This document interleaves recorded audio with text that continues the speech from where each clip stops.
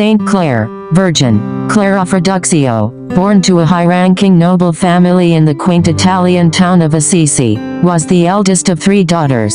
Raised in a grand palace in Assisi and a castle on the nearby slope of Mount Sabasio, the girls were nurtured in their faith by their devout Catholic parents, especially their mother. From an early age, they led a life of prayer. When Clare was 12, her parents, adhering to the customs of the time, intended to arrange a marriage for her with a wealthy nobleman. However, Clare expressed her desire to wait until she turned 18, to which her parents agreed. As a teenager, Clare grew to admire a 24-year-old man named Francis, who had recently undergone an intense conversion. In his youth, Francis had been the life of the party in Assisi, aspiring to become a great knight, a dream he chased twice. His life took a turn when he was captured in war and subsequently imprisoned for a year. Upon being ransomed by his father, Francis returned to Assisi as a changed man. His ordeal ignited a spiritual transformation that would eventually influence not only his life,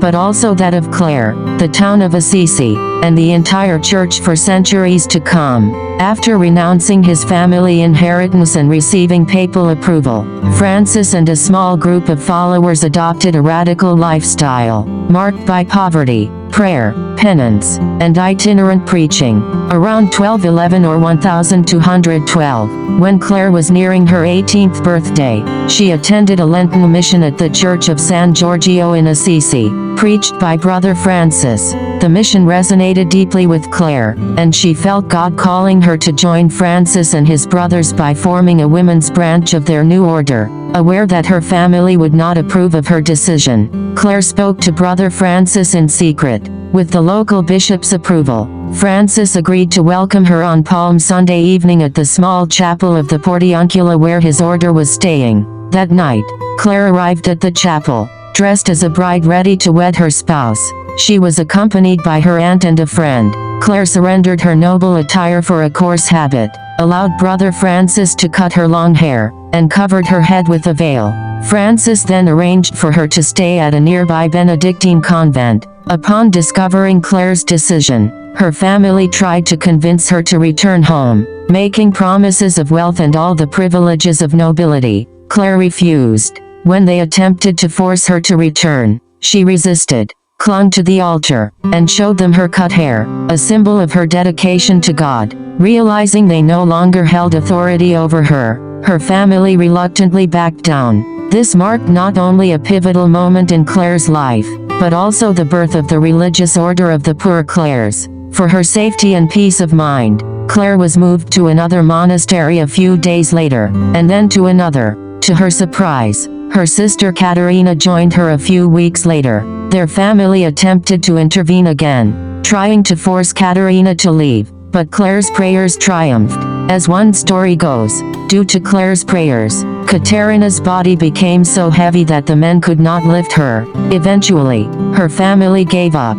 Caterina was accepted into the newly formed order and was given the religious name Agnes. In time, even their other sister and mother joined Clare and Agnes at the small house that Brother Francis had built for them next to the Church of San Damiano. Under the rule for their new life given by Brother Francis, they became known as the Poor Ladies of San Damiano. Only after Clare's death did they become known as the Poor Clares. The Poor Ladies of San Damiano led a life of extreme poverty, manual labor, and almost complete silence under the rule of Brother Francis, which they strictly followed for the first few years. Unlike the friars, the Poor Ladies remained cloistered, instead of traveling and preaching. At that time, their severe austerity was new to religious women, as most convents were wealthy and owned large amounts of land tended by others for their needs. This newly formed order, like the Franciscan friars, was groundbreaking in its vocation, particularly its strict rule of poverty.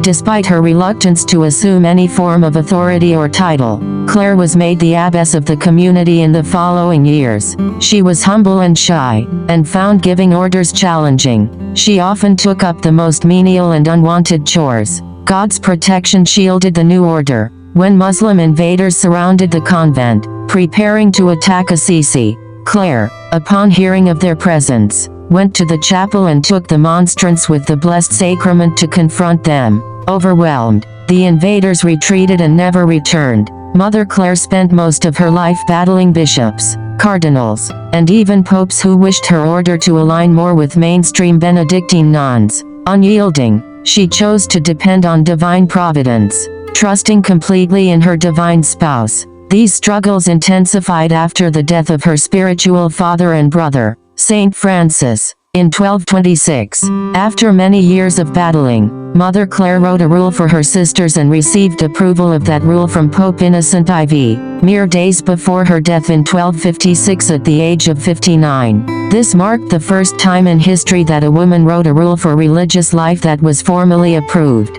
Despite her hidden life, Saint Clare's holiness was widely known, so much so that the Pope came to Assisi to celebrate her funeral. She was canonized just 2 years later. As we honor Saint Clare and her sisters, we are especially invited to ponder their complete trust in God. It took great faith to abandon her noble life to embrace radical poverty, but she did so, remaining faithful to her calling. Through her, God has brought forth an abundance of good fruit that will only be fully understood in heaven. Ponder Clare's poverty, her hidden life of silence and continuous prayer, and her fidelity to God's call. As you do, let her radicalness inspire you to step out of your own comfort zone and embrace a more trusting life of selfless service to God's will. Saint Clare, though you came from a wealthy and noble family, God called you into poverty where your true nobility was found. You heard a call to live radically for God, responded, and never turned back. Please pray for me, that I will also respond to God's calling in my life with radical fidelity. May nothing stand in the way of my willing adherence to the will of God. Saint Clare of Assisi, pray for me. Jesus, I trust in you.